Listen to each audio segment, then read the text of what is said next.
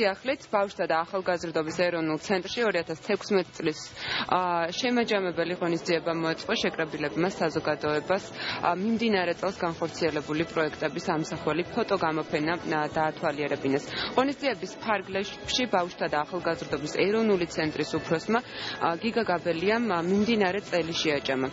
საღამოს სამთავრობო უწყებების და საელჩოების წარმომადგენლები, პროექტის კონსულტანტები და ბენეფიციარები ესწრებოდნენ.